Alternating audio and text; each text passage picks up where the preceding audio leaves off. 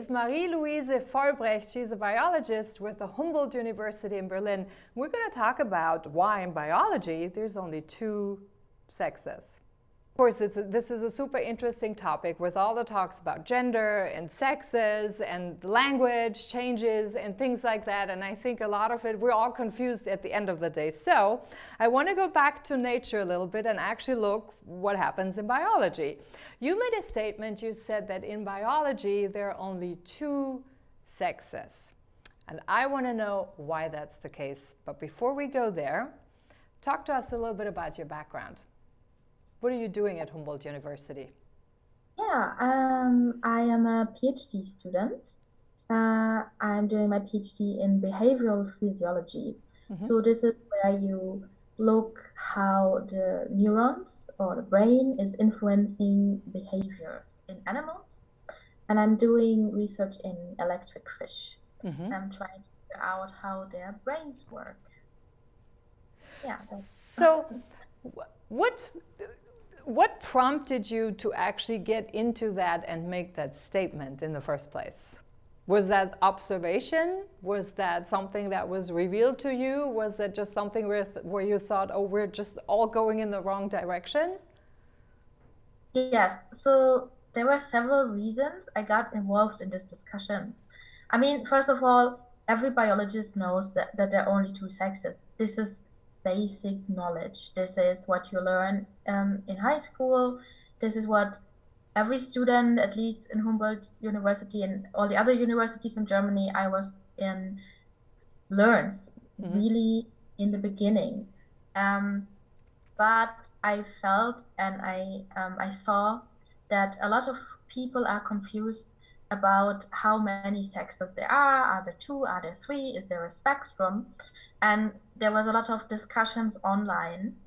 But that's yeah, I observed that online, but also in real life, some students would always start to talk about gender when we talked about animals in seminars. And I was like, no, this is an animal doesn't have a gender, it has a sex. And then I realized that the student really didn't know the difference and how sex is actually defined. Actually, I was going to go right into that as well, because I think a lot of people are confused about that. So what is actually the difference? So I can only talk about biology, but so what's gender and what's sex? Okay, you have to realize in German it's even more complicated. In English it's really neat. You have sex, you have gender. It's really clear definitions. In German we use one word for it, Geschlecht, which some say it's a biological Geschlecht or the sociological Geschlecht, but from my understanding, sex is the state of the body, the physical state, and gender is a word that I use in social science. It's more about the role of the two sexes in society and how culture treats them. So it doesn't have anything to do with the physical body, and sex only relates to the physical body of every being.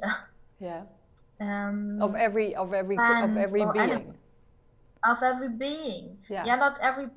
Not every being is reproducing sexuality, sexual. So not everything on Earth has a sex, but most of animals and most of plants reproduce sexually, so they have sexes, and they have one thing in common: they only have two. There's always only two. So why do you think is it so hard for people to make that distinction? Because I think that there's a lot of confusion coming from social science, at least in Germany, because they use this this word that we have for sex in really different settings. There's some misinformation out there. It's a problem in science that sometimes something is published and then, because this is how science works, people quote each other and this misinformation is spread, and it's a problem. It's a known problem in the scientific community, at least in the biological department, for a while now that a couple of years ago there was a letter that said we need to be really precise with these words. What do we mean? We cannot use it interchangeably, but I think scientists are also humans and mistakes happen. And this is how, this misinformation is spread. Yeah. Absolutely. So when we talk about, I actually think, by the way, that the confusion is in English as well. I think a lot of people use that kind of interchangeably because I think most of us are not used to differentiate the social context from the biological context. So I think that's where a lot of these emotions usually boil up when people talk about that, because I think they misunderstand. When somebody uses the word, then everybody goes automatically and says, wait a minute, we just have two, or the other say, well, there's more than two, because we don't have this awareness yet in using the words and the context. Is that fair to say? Yes, and that's true. So when we look in biology, though, I mean, we also know that now, there are also changes in biology, or people try to change the biological, so the physical setup, so to speak, into something else. Now, when you look at this from a biological perspective, though, what's your take on that? I mean, in biology, we use the terms female and male, and they are clearly defined. So if I talk about my cat is a female, I am a female human being. There is actually a tree outside of my window, and I can also say that this tree is female. So this requires a unique definition that combines these three living beings. And we have one thing in common. We are female means we produce large gametes. Yeah, that's the thing. And the thing is, what I feel people don't understand. We can, of course, change words and we can change definitions, but it doesn't change the reality. There's still going to be one half of humanity who is male and one is female. Even if we use different words for it, there will be still the ones who produce sperm and the other half that produces eggs, with all the consequences and all the biological genetic differences that come with it. So do you think it's like, let me ask you this way. I think what we see nowadays, particularly, I know in the US that's definitely the case. I think in Germany it might be a little different, because I think there is more focus on teaching biology basics in school. But I know in the United States we do have issues with this. So there are, for example, people who don't know that the egg comes from a hen, just as an example. So there's some real basics missing. So when we have sort of an education system where that's not quite clear, don't you think that the lack of how we look at biology, the knowledge of how we look at biological realities, is contributing to this confusion, and that would be the starting point? Yes. I mean, first of all, we have a quite good educational system compared to the US. Most students learn about biology, at least the ones that go to study later, and still people are confused. So I don't think it's really part of I don't think it's really so much the curriculum. Of course, it's always better when students get a proper scientific education in school, but still there are these confusing influences also in German schools, that they get taught get taught different things that just pile up this confusion. And after I did my statement, a big newspaper in Germany, they actually asked people, like, how many sexes are there? And half of the people they asked thought there are more than two. So this is a general problem in the society, and I don't think it has so much to do with education, because really well-educated people came out, people with PhDs, professors, and they wrote really angry statements about that I was wrong, and this is a whole spectrum of sexes, or there are at least 3 or 5. So yeah, I'm asking myself, why are people confused? This seems to be an international problem, going through all classes. Oh, absolutely. But I think it's also probably that some people think that they can change the reproduction aspects and bypass reality in that a little bit. I know in some instances, for example, we have that here in the US too, where you can't say that men can't get pregnant. So that would challenge actually what you just said when you said, well, it's the female is the reproductive part. Yes, I mean, you can call a female a man, and then a man can get pregnant. But this is, I think people don't understand that you're just changing the words. You're not changing the reality, because in reality, only females in humans, females can get pregnant, and every one of us comes from a female, comes out of a female body, was produced by a female body. That's right. And yeah, that's just it's such a basic fact of life, that I don't know how people can actually question it. Yeah, I will say I have some difficulty in understanding why people react so emotionally when we get to that too. Once we understand that we're actually talking past each other, so one is biological reality and the other one is more like an identification how you feel. So basically, though, male and female are concepts. Yeah, I think that what the people always mix up is this construct of femininity and masculinity with female and male. I mean, you can be, from my point of view, you can be a female and do whatever you want, wear whatever you want. There are some limitations. Of course, there are biological limitations, but everyone has them. And the same counts for males. But I mean, there are differences, and neglecting them hurts women, because women have just different bodies from men, or females have different bodies from males. And looking at the biological or medical perspective on it, we had to come a long way to center the female body in research and really look how female bodies are different from male bodies, so women can benefit from it. And when we're denying this fact, or we're just mixing up these terms, it will hurt women in the end. Oh, I totally agree.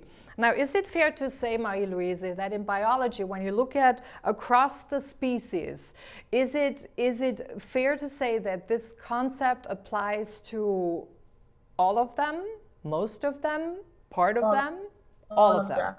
Like so let's say most of them. There are some animals who have no sexes, but this is because they don't reproduce sexually. They reproduce asexually. So the thing is, you have to ask yourself, why are there sexes? Why do they exist in the first place? And this is because we have sexual reproduction. And in sexual reproduction, we always have 2 individuals dividing their chromosomes and combining them in a new individual. And this is a really successful concept in evolution. So we have it, we have it in algae, we have it in animals, we have it in plants. Yeah, it developed millions of years ago. It's really successful, and it will always produce males and females. Okay, now, but let's talk a little bit for a moment. You also said, so there are also some that reproduce asexually. What does that look like? Yeah, so I actually did some of my research with a sea anemone. Sea anemones are really similar to corals, to animals. You all know it from Finding Nemo. And yeah, these sea anemones I worked with, they can produce asexually. So in this case, they just shed small parts of the body, and then individuals will grow from it. And these individuals are exact copies of the mother. So this is they're clones. And it has some advantages. Yeah, you don't need to meet another individual to mate. You can mate whenever you want. If you're really successful, you can transfer all your genes in the next generation. But even those sea anemones I worked with, they also have they also reproduce sexually, because there are barely no animals today who reproduce only asexually, because the sexual reproduction and sexes are so successful. So for the majority of species out there, it is the main difference is that it takes the two principles for sexual reproduction. Yes. Yeah. Right? So yeah, so it's actually it's also called a paradox, because first what I need to do what happened in evolution, males were invented. Before there were no males. So now I need to take half of the population, make them male, and they're not really contributing a lot to reproduction. They just, providing, in case of humans, they're just providing sperm, and all the rest of the reproductive labor does the other half. So that seems like a paradox. If I say, oh, wouldn't it be better if 100% of a population could reproduce itself? Because then you have a much higher population growth. But somehow the advantages of the sexual reproduction outweigh this fact. Yeah, and I kind of tend to think, I'm actually glad that that's not the case, that everybody can kind of like 100% can do this, because I don't think we're quite there yet. And then second, I don't think for people it would be wise for all the scientists to mix and mingle in things that they really have no dominion over and can't control. I just brought up, Marie Louise, that there are fish out there that change their sexes. So how does that play into all of this? Okay, well, this question I get a lot. People always ask me, yeah, but what about clownfish? And clownfish can change their sex. So the existence of two sexes doesn't mean that you cannot change your sex. Mammals can't, humans can't, but other animals can do it. Fish are a big group, and they can do it. So they can switch from female to male or from male to female. Can they do this indefinitely often, or can they do this only once in their lifetime? Usually this is an event once in the lifetime, and it's triggered through different things. So most fish will switch from male to female. So they produce sperm, and these fish are really often territorial. So it has also something to do with the environment.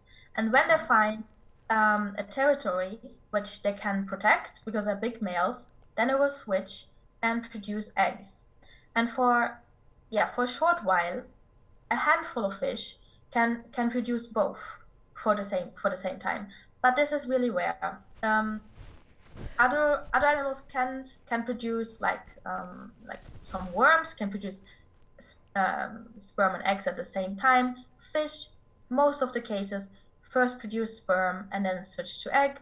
Some cases the other way around, first egg and then sperm. And that's also how we define that they change sex, because they change the gamete production. So why is it though that some organisms like fish, and that's not all fish, that's just some fish, right?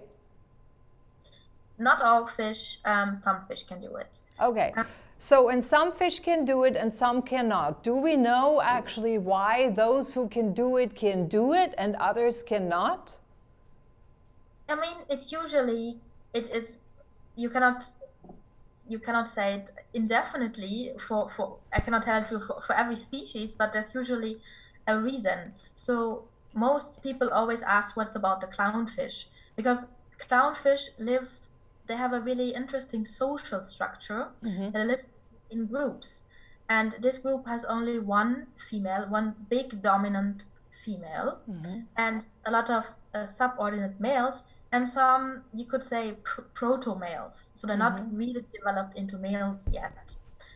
Also, yeah, group aggression plays a role in it, and yeah. So the social structure, though, seems to me is the dominant factor. The social, mir fällt gerade das Wort für Konkurrenz nicht ein, the competition. Social competition. And competition for food sources, they all can all for space, all play a role in this. But in clownfish, when the dominant female disappears or dies, then one of the subordinate males will develop to be a female, the female of the group, and one of these proto-males will take the place of the male. So this is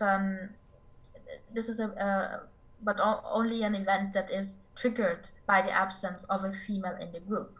There are other animals that they somehow is decided by chance. If a female worm, some sort of marine worm, if they meet a female, they will develop into a male. If they don't meet a female in a critical phase, they will just develop to be female. So there's a lot of triggers who can pull the switch to these sex change events. But the common thing is they only switch between these two sexes. There's not a third sex that they switch to. The males, females, some in some. Yeah.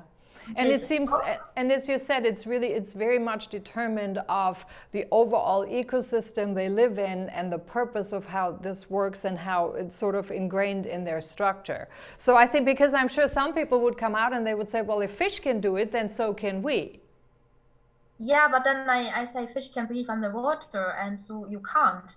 And this is, so what fish do is they release their sperm and the egg into water, so they don't have to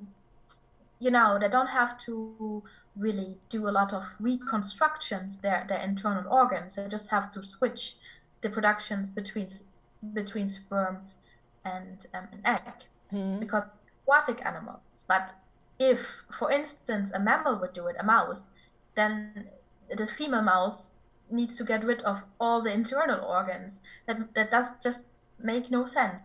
Yeah, so in other words, some, like humans, are just not set up for that. Yeah, mammals in general, as we go higher in evolution, worms can do it, snails can do it, some fish can do it, but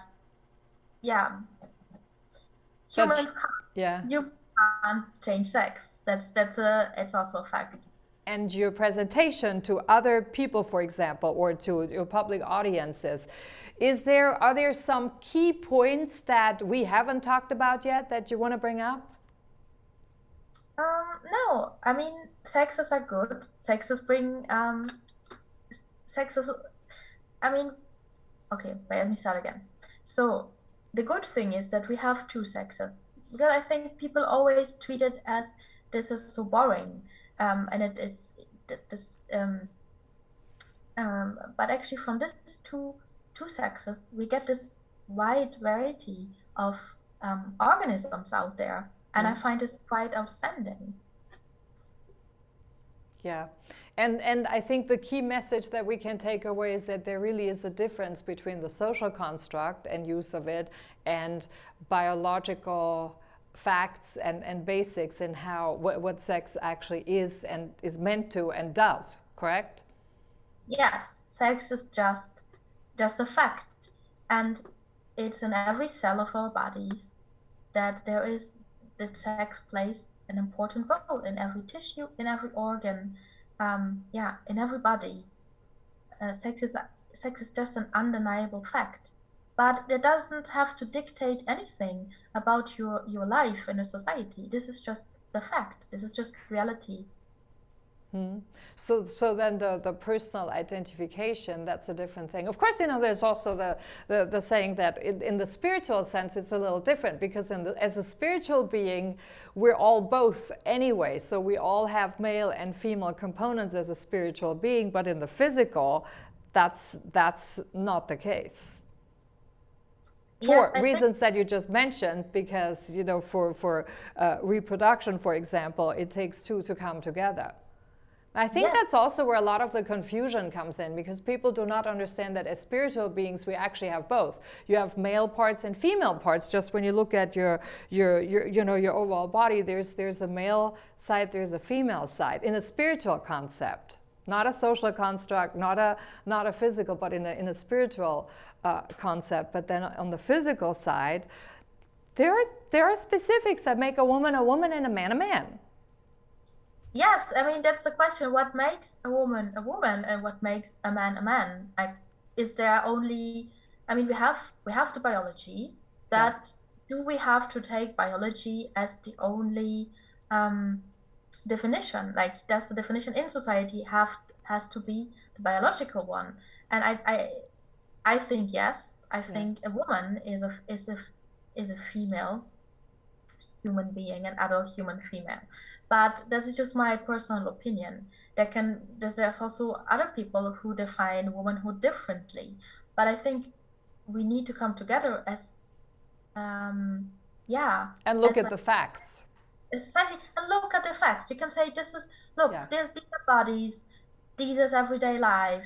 This, as you said, spiritual beliefs. Like, I'm not good in it, I'm an atheist, but I mean, I respect when people have their own beliefs, and then we have to just come together and look at it, and we need to be free to discuss these things without anyone finding anything offensive or hateful, because facts and biology is not hateful.